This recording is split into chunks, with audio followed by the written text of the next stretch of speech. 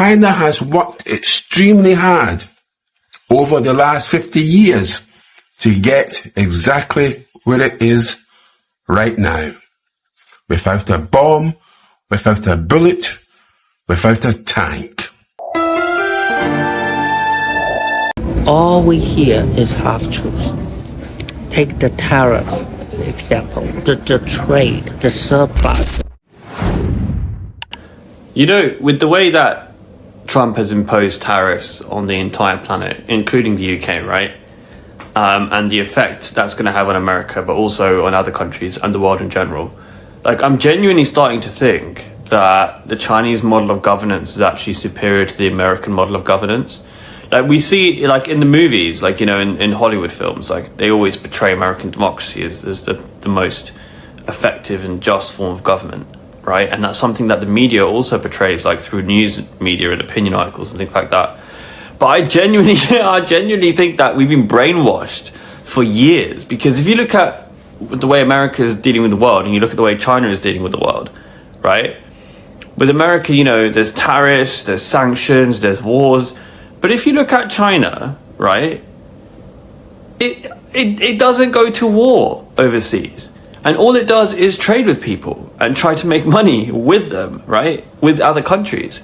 And I just think, you know, and it's so much more stable as well, right, internally than America is. And China has better, you know, public infrastructure, right? I see all these videos on Red about, you know, of China's high-speed rail and its cities and stuff. And I just think it's definitely better governed than the UK is. And I think it's better governed than America is. So we've been lied to by the media for basically our entire life. The trade war may be a trap, and it's not what you may think. What if the U.S.-China trade war isn't a war at all? What if the tariffs, the headlines, and the market panic are part of something much bigger? Right now, China has imposed a 34% tariff on U.S. goods. Trump, in response, is threatening 50%. The world sees conflict, but maybe it's coordinated. Think about it. For decades, the U.S. has been economically drained through unfair trade, global financial manipulation, and one-sided deals mostly influenced by European and British financial institutions. Now Trump comes back on the scene. But instead of launching a direct fight against those entrenched powers in London, Brussels, and Davos, he does something else. He creates chaos. He lets China play the aggressor on paper, triggering market panic. Meanwhile, European elites with billions invested across the U.S. and Chinese markets scramble to reposition their assets, and it's happening. And here's the move. As they shift funds, Trump and his allies watch. They track transactions, offshore plays, strategic exits. Every panic move, well, they log it. Then the trap closes. In April, the trade war resolves, markets rebound, but those who bet against the U.S., well, they lose. And Trump's allies, they buy up what the elites don't. Cheap.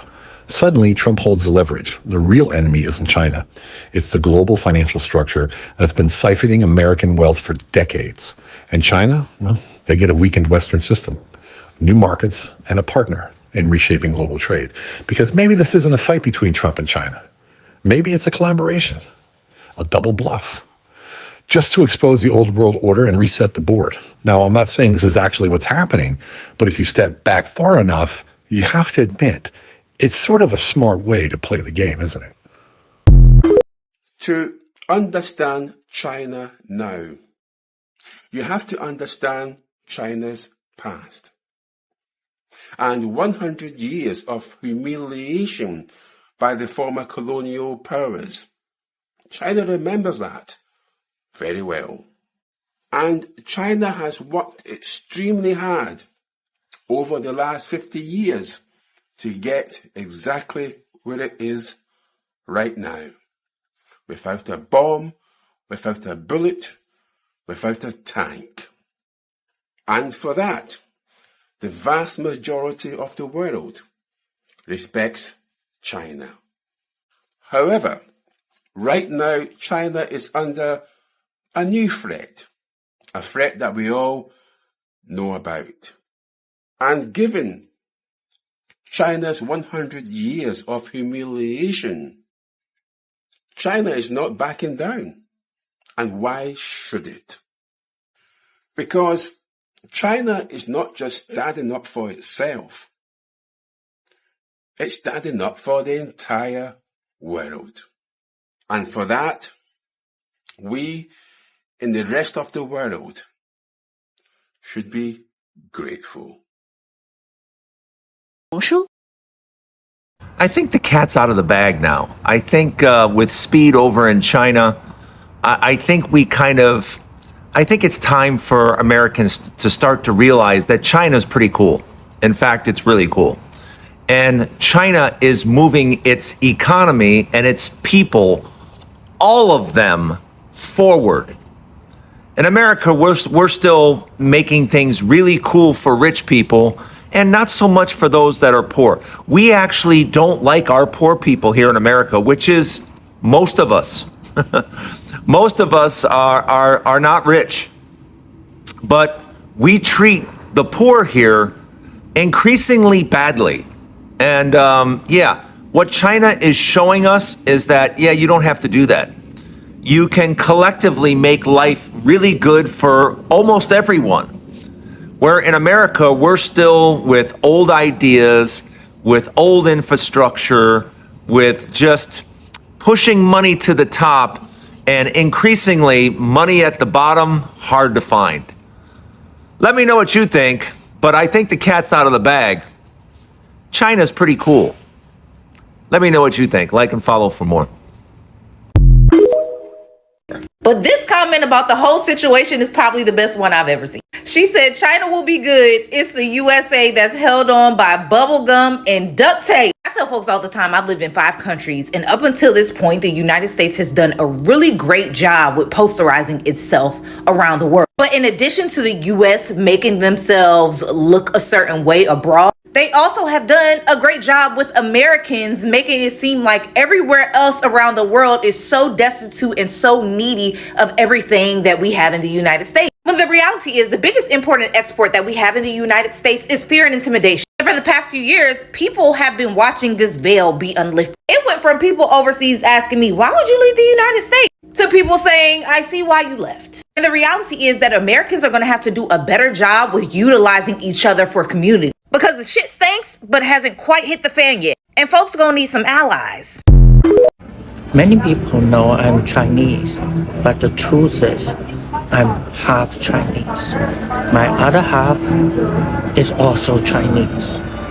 So when I tell you I'm half Chinese, I wasn't lying. It's half truth. All we hear is half truth.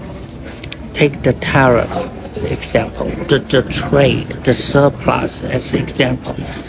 You don't hear all the truth because it's only about the goods that we are talking about. There are other services that cannot be counted in this international trade. For example, IBM, one of the biggest company in the world, it sells its computer side of business to China. That's good. Like you import, export a computer, but you don't import, export services. So when IBM supplies services to, say, Huawei, charge millions of dollars to provide these services, it doesn't count as the import-export. So the surplus we're talking about doesn't count those big money that Americans are making. Anyway, that's half truth. Do you know why China will never go to war? You probably heard this book called Art of War. It's by a famous writer in ancient China. And if you went to fancy business schools in US or around the world, like Ivy League and all that, they'll probably make you read that book. In fact, many strategy or classes are completely based on this book. But if you really understand the book and you read it, one of the most important aspects, and they have this right in the beginning, the supreme way for understanding war and winning every single war is to never have a war in the beginning. That's the only time you're guaranteed to win. So the entire Chinese philosophy behind trade, business, military is to not have a war. And that's their whole goal. Now you know. I'm glad you watched this extent, amazing viewer. Kindly like the video, subscribe if you're new here. Don't forget to like the video for recommendation. I sort of need to share this compilation due to some comments that people have been dropping in my comment section. Kindly, even though you have nothing to share, kindly check the comment section sometimes. Go through the comments and see what people are thinking about what we are sharing. Yeah. And when I read this comment about people thinking and saying, Americans especially, speaking of, why are you sharing these videos? Don't you know that whatever China is doing could lead to World War III? And it's got me thinking, why is that every country should bow to America? Like, why is that? What's special about America that every country should be bowing to the United States? And another thing that I have noticed and I'm appreciating is to see that while there are Americans who are kind of finding justification for what their president is doing, there are also other Americans who are so vocal on social media looking at things subjectively, and that's the reason why we are getting to see some nuances in the things that are happening. So could there be something beyond tariffs that we don't know?